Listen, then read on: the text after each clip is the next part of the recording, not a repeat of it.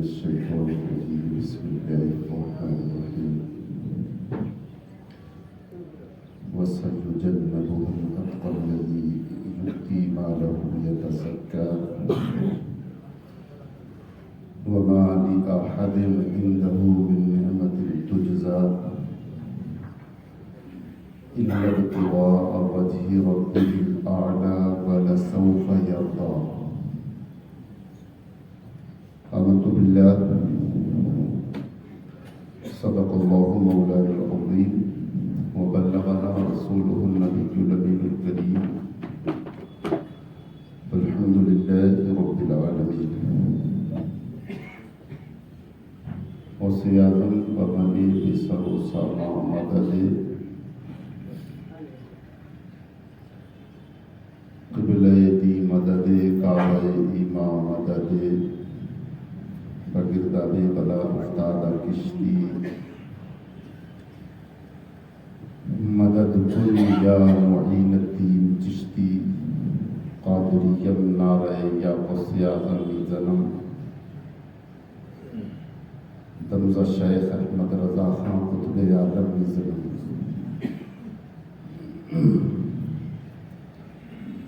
عقیدت و احترام کے ساتھ نبی و آل نبی پر ہدیہ درود و سلام پیش فرما دیں. اللہم صلی علی سیدنا و مولانا محمد و بارک وسلم صلاۃ و سلام علیک یا رسول اللہ صلاۃ و سلام علیک یا نبی اللہ یا حبیب اللہ.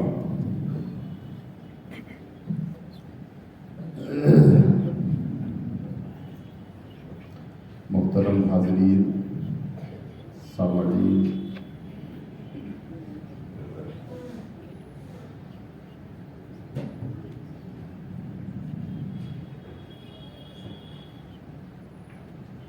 آج 22 جمادی الاخری ہے اور آج کا دن خلیفہ بلا فصل خلیفہ اول یار غار مصطفیٰ قدیم الاسلام اول الاسلام اول الایمان صحابی جن کو ہم حضرت ابو بکر صدیق رضی اللہ تعالیٰ عنہ کے نام نامی اسم گرامی سے جانتے ہیں، ان کا یوم وصال ہے اور آج میں چاہتا ہوں کہ ان کی سیرت کا ہلکا سا خاکہ آپ کے سامنے پیش کروں.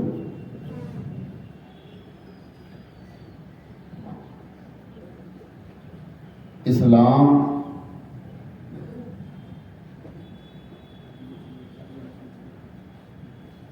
جس کا مقروض ہے اس ذات کا نام حضرت ابو بکر صدیق ہے.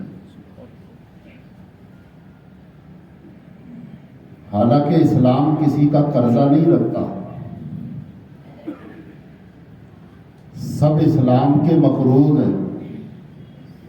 اسلام کسی کا مقروض نہیں، لیکن سیدنا صدیق اکبر کی وہ ذات ہے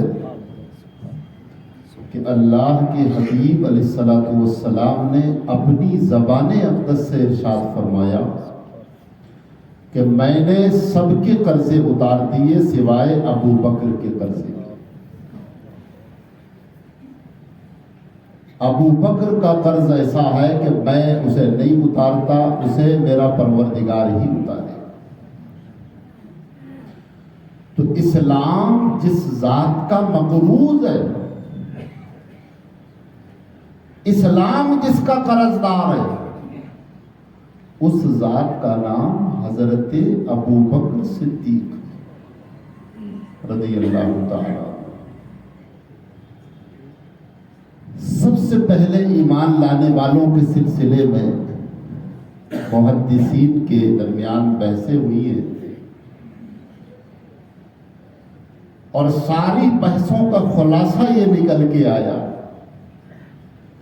اتفاق اس بات پر ہوا کہ مردوں میں سب سے پہلے اسلام لانے والے حضرت سیدنا ابو بکر صدیق، عورتوں میں سب سے پہلے اسلام لانے والی خاتون حضرت خدیجۃ الکبریٰ، بچوں میں سب سے پہلے اسلام قبول کرنے والی ذات کا نام حضرت علی ہے۔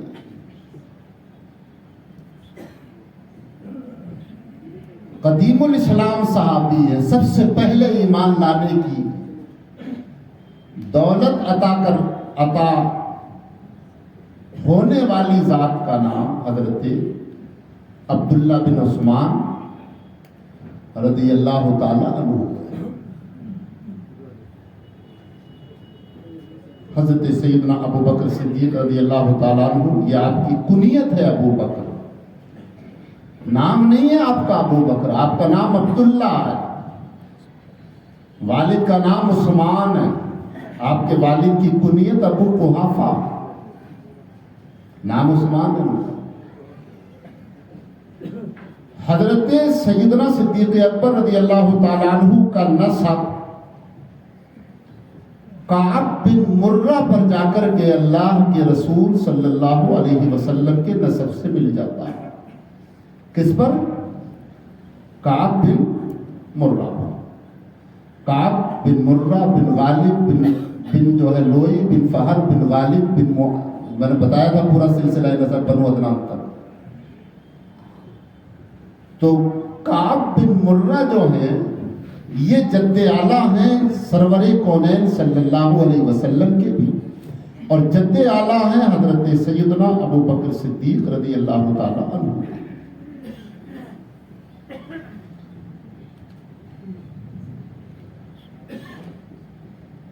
سن ہجری کا تو اس وقت جو ہے آغاز نہیں ہوا تھا، آپ کی پیدائش جو ہے عام الفیل سے لوگ حساب لگاتے تھے۔ عام الفیل سمجھتے نہیں؟ عام الفیل یہ جو سال تھا جو ابرہہ ایک لشکر لے کے آیا تھا خانہ کعبہ کو گرانے کے لیے، اور اللہ نے ابابیلوں کا لشکر جو اس کے لشکر کی تباہی کے لیے بھیجا، اس وقت سے جو ہے حساب لگاتے تھے لوگ، پہلے قمر ہی چلتی تھی اور اس کے بعد میں عام الفیل سے حساب لگاتے تھے۔ سرور کونین صلی اللہ علیہ وسلم کی پیدائش عام الفیل والے سال ہوئی ہے، یعنی اس واقعے کے 55 دن بعد، اور بعد نے لکھا 50 دن بعد۔ سیرت مصطفیٰ میں علامہ عبد المصطفیٰ صاحب اعظمی علیہ الرحمہ نے لکھا ہے 55 دن بعد۔ صدر الافاضل سید نعیم الدین صاحب مراد آبادی نے خزائن العرفان تفسیر کے حاشیے پر، جو حاشیے اعلیٰ حضرت کے ترجمہ قرآن کنز الایمان کے حاشیے پر جو تفسیر ہے صدر الافاضل کی، اس میں لکھا ہے 50 دن بعد۔ شیخ محقق علامہ عبدالحق محدث دہلوی نے مدارج النبوہ میں بھی 50 دن بعد ہی لکھا۔ تو 50 دن بعد ہو یا 55 دن بعد ہو، مقصد یہ ہے کہ اسی سال سرکار کی ولادت ہوئی، اور اس سے 2.5 سال کے بعد یعنی 2 سال کے بعد، چونکہ عربوں کا ایک طریقہ یہ ہے کہ وہ کبھی کبھی ایسا ہوتا ہے کہ سال کے ابتدائی حصے کو بھی پورے سال سے تعبیر کر دیتے ہیں، اور کبھی ایسا ہوتا ہے کہ سال کے ابتدائی حصے کو بالکل ہی کالعدم قرار دے کر کے اس کو شمار ہی نہیں کرتے۔ سرور کونین صلی اللہ علیہ وسلم کی عمر مبارک کے برابر آپ کی عمر ہوئی 63 سال۔ آقا کریم صلی اللہ تعالی علیہ وسلم پر جب سے ایمان لائے، کبھی بھی ایمان کے تعلق سے، اسلام کے تعلق سے کسی شک و شبہ کے شکار نہیں، بلکہ بچپن کا ایک واقعہ آپ کی والدہ فرماتی ہے،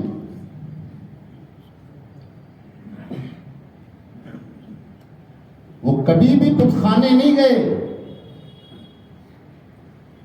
ہمیشہ سے توحید خدابندی کے پرستار رہے.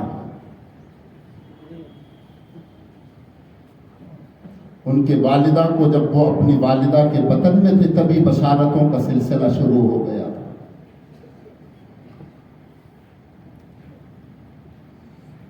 صحابی ہونا یہ بھی ایک بڑے اعزاز اور فضیلت کی بات ہے.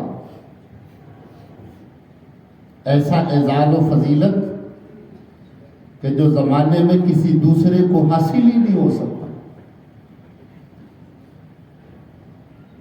صرف اسی ذات کو حاصل ہوگا کہ جس نے ایمان کی حالت میں رسول پاک صلی اللہ علیہ وسلم کی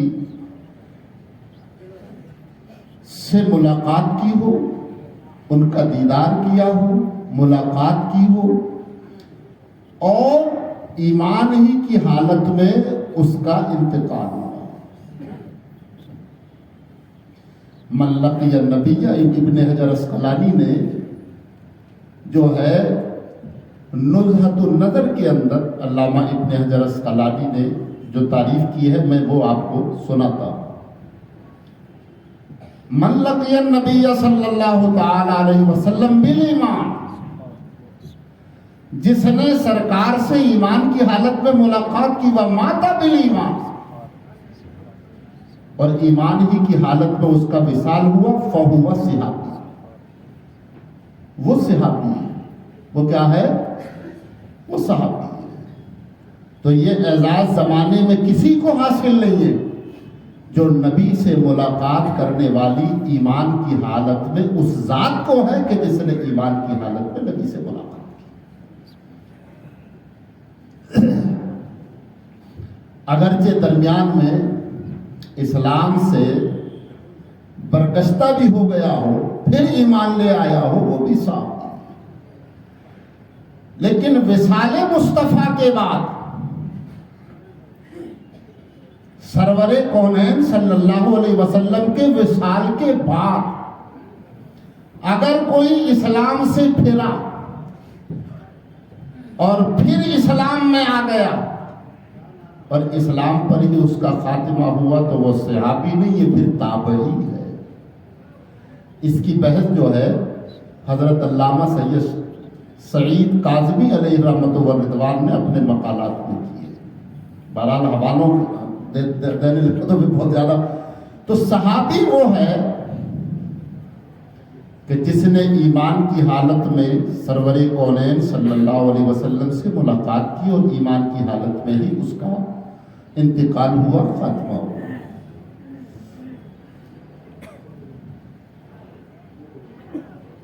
آج لوگ صحابہ کا نام لے کر، وہی اہل بیت کا نام لے کر صحابہ پر انگلیاں اٹھا رہے ہیں.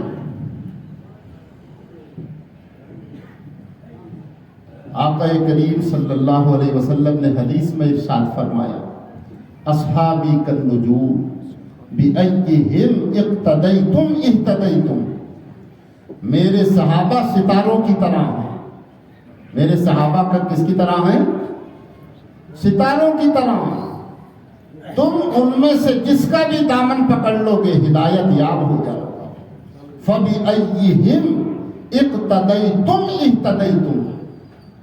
اور ایون آپ جانتے ہیں کہ کس معنی کے لیے آتا، ان میں سے جس کا بھی تم دامن پکڑ لو گے ہدایت پا جاؤ.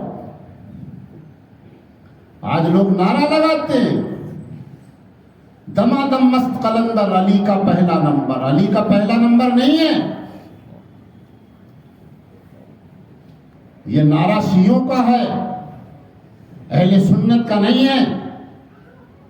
دبے لفظوں میں نہیں، میں کھلے لفظوں میں کہنا چاہتا ہوں. اگر دمادم مست قلندر کا نعرہ لگانا ہے تو کہو دمادم مست قلندر صدیق اکبر کا پہلا نمبر.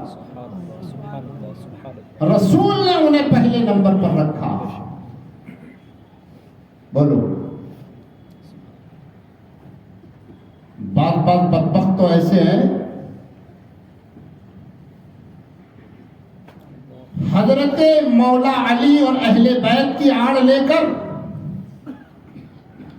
صحابہ پر انگلیاں اٹھانا اور ان کی ذات کو طعن و تشنیع کا نشانہ بنانا ان کا شیوا ہو گیا ہے۔ ایسے لوگ چاہے وارثی کہلائیں یا پارسی کہلائیں، لیکن وہ کچھ بھی ہو اہل سنت نہیں ہے۔ ابھی حال ہی کی ایک تقریر یہاں نشر ہوئی، حبیب احمد حیدرآبادی نام سے کوئی شخص ٹاؤن ہال کے اندر آیا تھا۔ آپ اس کی آڈیو سنیں، میرے پاس موبائل ہوتا تو میں آپ کو یہی سناتا اس کی ویڈیو۔ اس نے کھلے لفظوں میں یہ بات کہی کہ ہم امیر معاویہ کو صحابی ہی نہیں مانتے۔ کیا کہا اس نے؟ ایسے بدبختوں کو بھی لوگ بلا بلا کر تقریریں کرا رہے ہیں اور اپنے دلوں کو تسلی دے رہے۔ سرکار کا وضو کرانے والا صحابی، زور سے ذرا، وضو کرانے والے حضرت امیر معاویہ، رات کو تہجد کا وضو کرانے کی ڈیوٹی حضرت امیر معاویہ کے سپرد تھی۔ وہ صحابی نہیں مان رہا، یہ دیکھو آپ اس بدبخت کی۔ تو حضرت مولا علی اور حضرت فاطمہ الزہرا اور اہل بیت کی آڑ لے کر صحابہ پر اگر انگلیاں اٹھاؤ گے تو سمجھ لو تم اہل بیت کے ماننے والے نہیں ہو۔ حقیقی اہل بیت کا ماننے والا وہ ہے جو صحابہ کو بھی مانتا ہے اور اہل بیت کو بھی مانتا ہے۔ اہل بیت نے کبھی ان سے علیحدگی اختیار کی؟ حضرت مولا علی کرم اللہ تعالی وجہ الکریم حضرت صدیق اکبر کی خلافت کو تسلیم کرنے والے تیسرے شخص ہیں۔ اگر تم یہ کہتے ہو کہ صدیق اکبر زبردستی خلیفہ بنے ہیں تو یہ الزام حضرت علی پر بھی آتا ہے۔ ان سے تو کسی نے زبردستی نہیں کی تھی، انہوں نے حضرت صدیق اکبر کی خلافت کیوں قبول کی؟ بولو، انہیں اس سے کوئی غرض اور سروکار نہیں ہے۔ اپنے من گڑت اور جو ہے غلط عقیدے لوگوں کو بتانا مقصود ہے اور جو ہے اہل سنت میں انتشار کرانا مقصود ہے۔ ہرگز میں یہ نہیں چاہتا تھا کہ کسی کے خلاف کوئی آواز اٹھاؤں، لیکن اب پانی سر سے جو ہے اونچا ہوتا چلا جا رہا ہے، کہاں تک خاموشی اختیار کی جائے یہ بتائیے۔ نہ بلانے والوں کو کوئی شرم و غیرت ہے، نہ آنے والوں کو کوئی شرم و غیرت ہے۔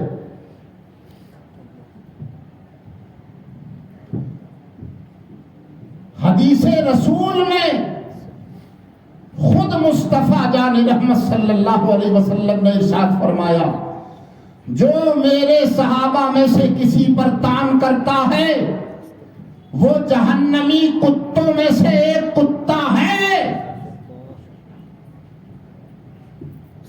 یہ خود میرے رسول نے اپنی زبان مبارک سے ارشاد فرمایا۔ جو میرے صحابہ پہ بھونکتا ہے تو بھونکنے والے کان کھول کے سن لیں، ہم یزید کی وکالت نہیں کرتے، لیکن حضرت امیر معاویہ پر اگر کوئی انگلی اٹھائے گا اس کا جواب ضرور دیا جائے گا، کیونکہ حضرت امیر معاویہ صحابی رسول ہے۔ یزید کو تم کیا برا کہو گے؟ تم سے زیادہ ہم برا کہتے، لیکن یزید کی آڑ لے کر تم امیر معاویہ پر انگلی اٹھاؤ گے تو یہ ہمیں برداشت نہیں ہوگا، کسی اہل سنت کو برداشت نہیں ہوگا۔ دمادم مست حضرت علی کی عزت، عظمت، احترام، وقار، ان کا بلند رتبہ ہمیں تسلیم، ہم ان کے سامنے سر جھکاتے ہیں، لیکن 1450 سالہ اہل سنت کی تاریخ جو ہے اس سے ہم آنکھ نہیں بچا سکتے، اور وہ تاریخ یہ ہے کہ 1450 سالہ اکابرین اہل سنت نے حضرت صدیق اکبر کو پہلے نمبر پر رکھا، تو انہیں پہلے نمبر پر رکھا جائے گا۔ اور 1450 سالہ تاریخ کیا، خود رسول پاک نے انہیں پہلے نمبر پر رکھا۔ کس نے؟ رسول اللہ صلی اللہ علیہ وسلم نے۔ اس زمانے میں طریقہ یہ تھا کہ جو مسجد کے مصلی کا امام ہوتا تھا وہی بادشاہ اسلام ہوتا تھا۔ کیا ہوتا تھا وہ؟ ہاں، تو سرور کونین صلی اللہ علیہ وسلم نے اپنی علالت کے زمانے میں حضرت علی بھی موجود تھے. دو اس بات کا جواب، حضرت علی موجود تھے کہ نہیں تھے؟ حضرت عثمان غنی بھی موجود، حضرت مولا علی بھی موجود، حضرت فاروق اعظم بھی موجود، سارے صحابہ موجود، اکابر صحابہ. لیکن حضرت سیدتنا عائشہ صدیقہ رضی اللہ تعالی عنہا کو اگر حکم دیا جا رہا ہے تو کہا جا رہا ہے مرو ابا بکر یا عائشہ مرو ابا بکر ان یصلی بالناس. حضرت علی کے لیے کیوں نہیں کہا گیا کہ علی سے کہو لوگوں کو نماز پڑھائیں؟ مصلی رسول پر رسول اللہ حضرت صدیق اکبر کو کیوں چڑھا رہے ہیں؟ بولو، کیا رسول سے زیادہ تمہاری عقل ہے؟ رسول سے زیادہ تمہارا علم ہے؟ رسول سے زیادہ سوچ بوجھ رکھتے ہو؟ رسول اللہ نے اپنے مصلی پر اگر کسی کو کھڑا کرنے کا حکم دیا، یہ روایت بخاری میں، مسلم میں، تمام صحاح ستہ کی کتابوں میں ہے، 50 سے زیادہ حدیث کی کتابوں میں یہ روایت موجود ہے کہ یا عائشہ مرو ابا بکر فلیصلی بالناس، کہیں ان یصلی بالناس ہے، اے عائشہ ابو بکر کو حکم دو کہ وہ لوگوں کو نماز پڑھا. یہ کیوں نہیں کہا کہ عائشہ علی کو حکم دو کہ لوگوں کو نماز پڑھائیں، عمر کو حکم دو کہ لوگوں کو نماز پڑھائیں، عثمان کو حکم دو کہ لوگوں کو نماز پڑھائیں؟ یہی کیوں کہا کہ ابو بکر کو حکم دو کہ لوگوں کو نماز پڑھائیں؟ اس لیے کہ رسول اللہ صلی اللہ علیہ وسلم کی مرضی یہ تھی اور صحابہ کو بتانا چاہتے تھے کہ مصلی میں جسے دے رہا ہوں میری بادشاہت اور میری خلافت بھی اسی کے سپرد ہونا چاہیے. زور سے بولو ذرا، بولو. حضرت سیدنا فاروق اعظم بھی موجود، حضرت مولا علی بھی موجود، حضرت عثمان غنی بھی موجود، حضرت طلحہ، سعد، زبیر، ابو سعید، حضرت سعید، سارے اکابر صحابہ وہاں موجود ہیں، لیکن حکم ابو بکر کو دیا جا رہا ہے نماز پڑھانے کا. یہ رافضیوں کا نعرہ ہے، دمادم مست قلندر علی کا پہلا نمبر. اہل سنت کا نعرہ نہیں ہے یہ، اہل سنت کا نعرہ یہ ہے، یہ رافضیوں کا نعرہ ہے. حضرت علی کی عظمتوں کے آگے میرا سر جھکا ہوا ہے، ان کی عظمتوں پر قربان. لیکن اہل سنت کی 1450 سالہ تاریخ ہے یہ کہ حضرت سیدنا صدیق اکبر کو ہمارے لاکھوں کروڑوں جو ہے اکابرین نے پہلے نمبر پر رکھا ہے. اس لیے اہل سنت کا عقیدہ ہے کہ حضرت علی پہلے نمبر پر نہیں ہے، حضرت علی چوتھے نمبر پر ہے، حضرت صدیق اکبر پہلے نمبر پر ہے. اس سے انکار کر دو گیا؟ کون سی کتاب اہل سنت کی ہے جس میں حضرت علی کو پہلے نمبر پر رکھا گیا ہے؟ مجھے لا کر دکھا دو. جتنی رافضیوں کی کتابیں ہیں ان سب میں حضرت علی کو پہلے نمبر پر رکھا گیا ہے. تو تم سنی ہو تو اہل سنت کی بات مانو، رافضیوں کی بات کہاں سے تمہارے کھوپڑے میں بس گئی ہے؟ بولو. جہاں سے لے کر شرع عقائد تک، شرع عقائد سے لے کر شرع مقاصد تک، شرع مقاصد سے لے کر شرع مواقف تک، شرع عقائد جلالی، شرع عقائد میں جو ہے اسلام کے جو قوانین کی کتابیں ہیں ان کے نام لینا نہیں چاہتا، ورنہ سینکڑوں کتابیں میری ذہن میں ایسی ہیں جو عقائد اہل سنت کی کتابیں ہیں اور آج کی نہیں ہیں. کوئی 500 سال پرانی ہے، کوئی 700 سال پرانی ہے، کوئی 1000 سال پرانی ہے، کوئی 1200 سال پرانی ہے، کوئی جو ہے 1300 سال پرانی ہے. 1200 سالہ پرانی کتابیں اس بات کی شہادت دیتی ہیں اہل سنت کی کہ حضرت صدیق اکبر کا پہلا نمبر ہے. اس لیے صحابہ پر بھونک، لیکن ہم حضرت علی کی عظمت کے انکاری نہیں ہیں. ان کی عظمت کے آگے ہمارا سر جھکا ہوا ہے، کیونکہ حضرت علی، حضرت مولا علی کرم اللہ تعالی وجہ الکریم جو ہیں وہ اسد اللہ الغالب ہے. لیکن ہم رکھیں گے اسی مقام پر ہر ایک کی عظمت اور وقار کو کہ جس مقام پر ہمارے اکابرین نے اس کو رکھا. حضرت سیدنا صدیق اکبر رضی اللہ تعالیٰ عنہ کی خلافت تمام صحابہ کے اتفاق سے ہوئی تھی. بولو، کسی کا اختلاف نہیں. حضرت مولا علی بھی ان کی خلافت کو تسلیم کر رہے ہیں اور آج جو لوگ ان کی خلافت کو تسلیم نہیں کر رہے ہیں تو وہ حضرت علی سے بھی بغاوت کر رہے ہیں. حضرت علی نے ان کی خلافت کو تسلیم کیا، ان کے ہاتھ میں ہاتھ دے کر ان کی بیعت کی، اور یہ کہہ رہے ہیں کہ حضرت صدیق اکبر زبردستی خلافت پہ بیٹھ گئے تھے. تو حضرت علی نے آواز کیوں نہیں اٹھائی ان کے خلاف؟ تم سے زیادہ طاقتور تھے، ان کا جتھا تم سے زیادہ تھا، لیکن نہیں، حضرت علی بھی جانتے تھے کہ رسول اللہ کی مرضی حضرت صدیق اکبر کے لیے ہے. جب علی اس بات کو جان گئے تو آج تک اس بات کو کیوں نہیں جانا کہ رسول اللہ کی مرضی صدیق اکبر کے خلیفہ ہونے کے حق میں تھی؟ جان لو حضرت سیدنا صدیق اکبر رضی اللہ تعالیٰ عنہ سب سے زیادہ عظمت والے صحابی ہیں. سمجھ رہے ہیں؟ سب سے زیادہ عظمت والے، مقام والے، مرتبے والے، عزت والے، سب سے زیادہ مقام اور مرتبہ اگر اہل سنت میں کسی صحابی کو حاصل ہے تو اس کا نام حضرت صدیق اکبر ہے. شیعت کی تعلیمیں نہ پھیلاؤ، اہل سنت کی بات بتاؤ لوگوں کو.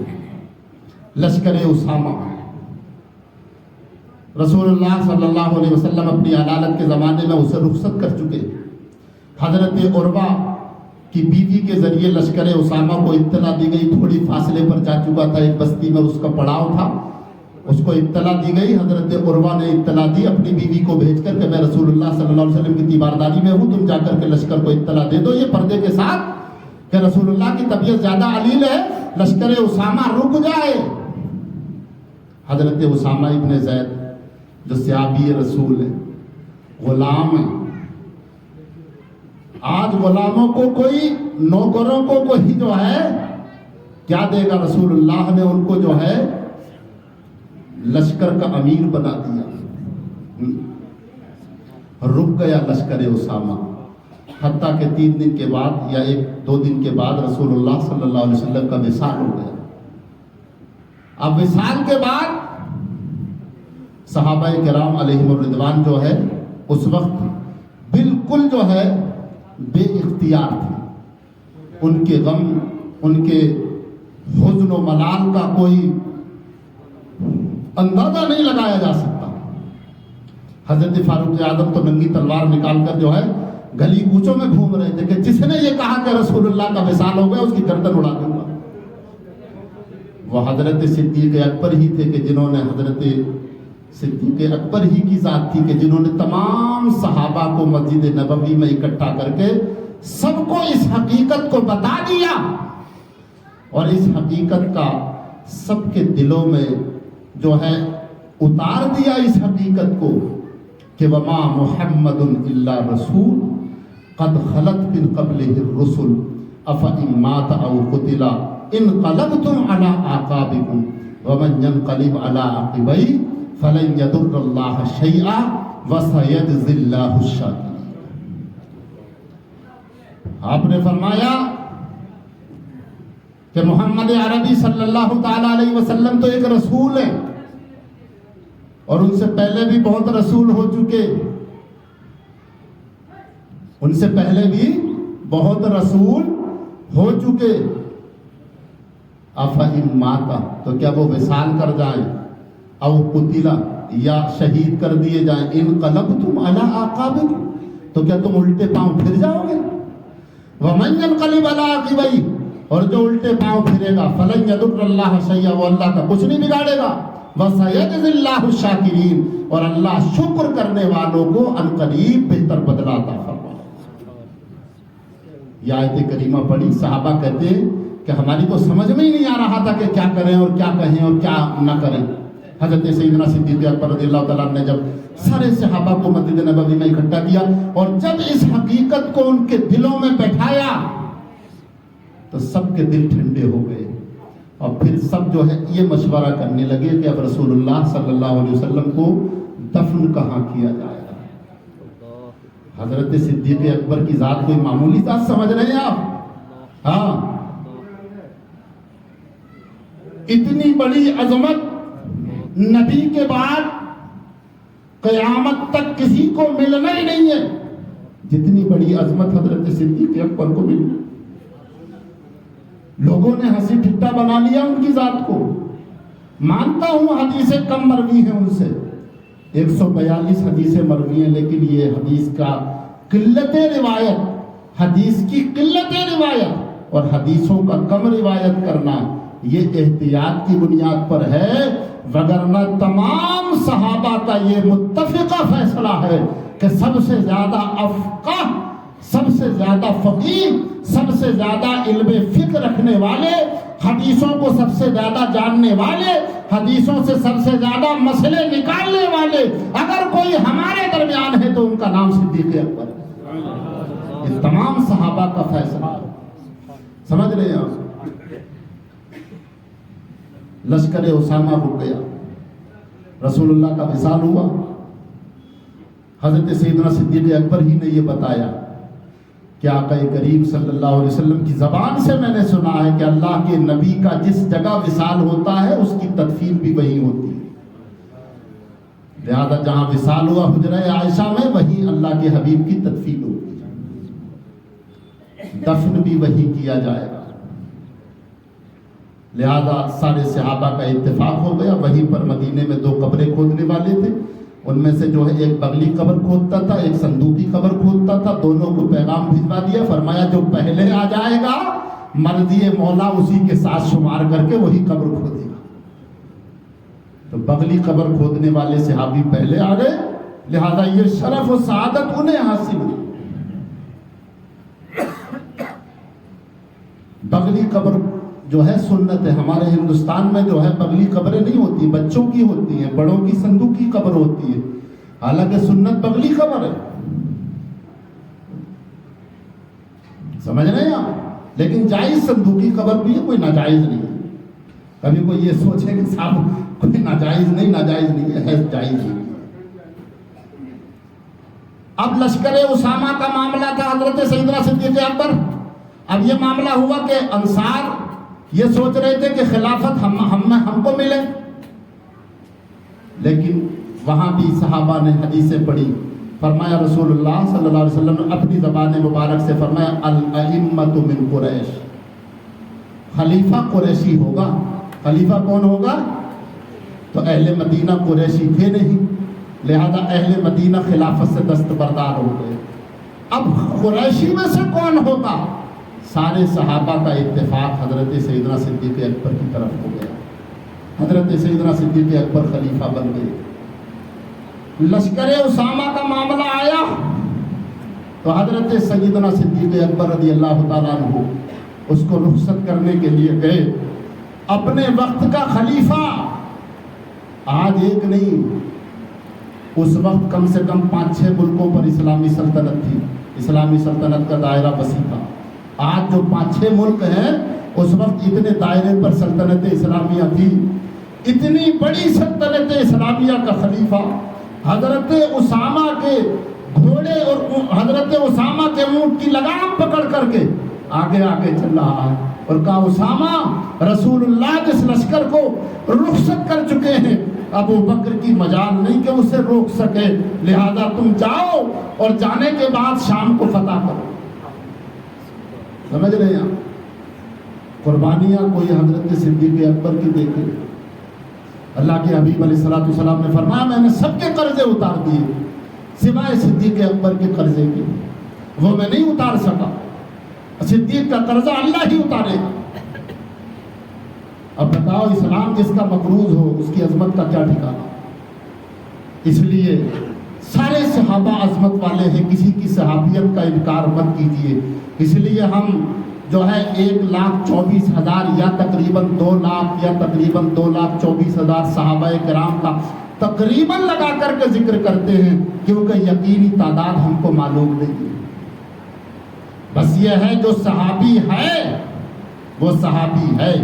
علامہ ابن حجر اسقلانی نے ایک کتاب لکھی الاصابہ فی تمیز الصحابہ، 9 جلدوں میں چھپی ہے انڈیا سے، پہلے وہ باہر سے چھپتی تھی۔ 12,300 سے 380 صحابہ کرام کا اس میں تذکرہ ہے۔ اعلیٰ حضرت امام اہل سنت نے فتاوی رضویہ شریف میں فرمایا کہ معلوم الاسماء صحابہ 14,000 ہیں۔ کتنے ہیں؟ 14,000 صحابہ وہ ہیں جن کے نام معلوم ہیں، اور صحابہ ہیں کتنے؟ 1,24,000۔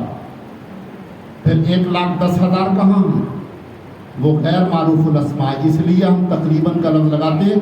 جو صحابی ہے اس کی صحابیت کا انکار نہیں، جو صحابی نہیں ہے اس کی صحابیت کا اقرار نہیں۔ اس لیے صحابہ کو گالیاں نہ دو، رسول اللہ صلی اللہ علیہ وسلم کی حدیث سے ڈرو۔ اللہ کے حبیب علیہ السلام نے فرمایا کہ میرے صحابہ پر تانے کی زبان کھولنے والا، میرے صحابہ پر تان کرنے والا جہنمی کتوں میں سے ایک کتا۔ اب ان لوگوں کا اندازہ خود لگا لو آپ کہ یہ لوگ کیا ہیں۔ میں کوئی حکم بیان نہیں کرتا، رسول اللہ کی حدیث ہے وہ میں نے بیان کر دی۔ اس لیے صحابہ پر زبان تان دراز نہ کرو، اہل بیت کا بھی احترام کرو۔ اہل بیت صحابہ کا احترام کرتے چلے آئے، صحابہ اہل بیت کا احترام کرتے چلے آئے، دونوں شیر و شکر رہے، لہذا جیسے وہ شیر و شکر رہے، ان کی آپس میں محبتیں تھیں، ان کے آپس میں عقیدتیں اور احترام تھے، ویسے ہی ان کے تعلق سے آپ کے نظریات اور آپ کے خیالات ہونا چاہیے۔ اللہ تبارک و تعالی 2 سال 7 مہینے، چونکہ اگلے جمعے کو میں کسی اور ٹاپک پر تقریر کروں گا جو ٹاپک میرے سامنے ہے، لہذا میں بہت زیادہ ان کی سیرت نہیں بیان کر سکتا، بس یہ آخری بات 2 سال 7 ماہ خلافت پر متمکن رہ کر کے آپ نے مدینہ طیبہ میں وصال فرمایا۔ واقعات بہت ہیں، اور پھر اللہ کے حبیب علیہ السلام کے ساتھ آج تک روضہ رسول میں جلوہ فرما۔ بتاؤ اعزاز ہے یہ؟ بولو۔ رسول اللہ صلی اللہ علیہ وسلم نے یار غار میں فرمایا انت رفیقی فی الجنہ، فرمایا جنت میں بھی تم میرے ساتھی ہوگے، اور دنیا میں دکھا دیا کہ اللہ کے حبیب نے فرمایا القبر روضۃ من ریاض الجنہ، میری قبر جنت کے باغوں میں سے ایک باغ ہے، اور فرمایا ما بین قبری و منبری روضۃ من ریاض الجنہ، میری قبر اور میرے منبر کے درمیان جو جگہ ہے جنت کی کیاریوں میں سے ایک کیاری ہے۔ تو وہاں فرمایا تھا انت رفیقی فی الجنہ، تم جنت میں میرے ساتھ رہو گے۔ دنیا والوں کو دکھا دیا دیکھو صدیق اکبر آج بھی میرے ساتھ ہے کیونکہ جنت میں ہے، صدیق اکبر آج بھی میرے ساتھ ہے کیونکہ وہ جگہ جنت ہے، جنت کی کیاریوں میں سے ایک کیاری ہے، سمجھ رہے ہیں آپ؟ ہاں، لہذا حضرت صدیق اکبر آج بھی ساتھ 2 سال 7 ماہ خلافت پر متمکن رہ کر، اور وظیفہ کتنا مقرر کیا جتنی ایک عام آدمی کی مزدوری تھی مدینے میں، عام آدمی کی جتنی مزدوری تھی اتنا وظیفہ حضرت صدیق اکبر کا مقرر تھا۔ ایک دن گھر پہ آئے، کہنے لگے میٹھے کو دل چاہ رہا ہے، بیوی سے کہا، تو کہا میٹھا کہاں سے بناؤں، آپ کی تنخواہ اتنی نہیں ہے کہ میٹھا بنا سکوں۔ پھر کچھ دنوں کے بعد سیدنا صدیق اکبر نے دیکھا کہ آپ کی بیوی نے میٹھا بنایا، تو آپ بیٹھے اور فرمایا میٹھا کہاں سے آیا؟ کہا جو تنخواہ آپ کی ملی اس میں سے تھوڑا تھوڑا میں بچاتی رہی، اور یہ آج جو ہے اتنا ہو گیا کہ میں نے آپ کے لیے میٹھا بنا لیا۔ سیدنا صدیق اکبر اٹھ کے چلے گئے اور فرمایا بیت المال کے خزانچی سے کہ اتنی تنخواہ صدیق اکبر کی کاٹ لو۔ آج لوگ کھانے کھا کر کے پیٹ بڑھا کر کے موٹے کر کے مرکب غذائیں کھا کر کے صحابہ پر بھونکتے ہیں، یہ صحابہ ہیں۔ عام مزدور کی جتنی تنخواہ اتنی تنخواہ حضرت صدیق اکبر لیتے تھے، اور وہ بھی لینے کا ارادہ نہیں تھا۔ جس دن خلیفہ بنے دوسرے دن صبح کو کپڑے کی گٹھی رکھ کے بازار جا رہے تھے۔ حضرت سیدنا صدیق اکبر سے کہا تھے فاروق اعظم نے کیا کر رہے ہو، آپ اسلام کے خلیفہ ہو؟ کہا میرے بال بچے ہیں، میں ان کا گزارا کیسے کروں؟ تو فرمایا آپ کی تنخواہ خلافت جو ہے بیت المال سے متعین کی جائے گی۔ فرمایا نہیں، صدیق بیت المال سے تنخواہ نہیں لے، میں اپنے ہاتھ سے تجارت کروں گا۔ فرمایا نہیں، اسلام کے خلیفہ ہیں آپ، اپنی حیثیت پہچانیں، اپنی عظمت پہچانیں۔ تب صحابہ نے جب کہا تب اس بات پر رضامند ہوئی۔ لہذا صحابہ کرام نے جس جو ہے محنت، جس کوشش، جس لگن کے ساتھ اسلام کی آبیاری کی ہے، آج لوگ طرح طرح کی مرکب غذائیں کھا کر، مرغے کھا کر، بکرے کھا کر کے، اور تمام قسم کے میٹھے کھا کر کے، اور مطلب یہ کلھیاں کر کے صحابہ پر بھونکتے ہیں۔ یاد رکھو رسول اللہ نے اپنی زبان سے فرما دیا ہے جو میرے صحابہ پر بھونکے گا جہنمی کتوں میں سے ایک کتا ہے۔ علامہ عبدالعزیز فرحانوی نے الناہیہ انتان امیر معاویہ میں اس حدیث کو روایت کیا ہے۔ علامہ ابن حجر حیتمی مکی نے اپنی کتاب الصواعق المحرقہ میں اس حدیث کو روایت کیا ہے اور بے شمار محدثین نے اس کو روایت کیا ہے، لہذا میں یہاں بیان نہیں کرنا چاہتا، بس اتنی بات یاد رکھو، حضرت سیدنا صدیق اکبر کا اہل سنت کے یہاں پہلا نمبر ہے، حضرت علی کا چوتھا نمبر ہے، دوسرے نمبر پر حضرت سیدنا فاروق اعظم آتے ہیں، تیسرے نمبر پر حضرت عثمان غنی آتے ہیں، چوتھے نمبر پر حضرت علی آتے ہیں۔ خلافت کا جو نمبر ہے یہی نمبر صحابہ کے مقام اور مرتبے کا بھی ہے۔ حضرت علی اپنی تمام تر عظمتوں، اپنی تمام تر عزتوں، رفعتوں، سربلندیوں کے باوجود اسلام میں اہل سنت کے عقیدے کے متفقہ عقیدے کے مطابق عظمت و فضیلت کے اعتبار سے چوتھے نمبر پر ہیں، اور حضرت سیدنا صدیق اکبر پہلے نمبر پر ہے۔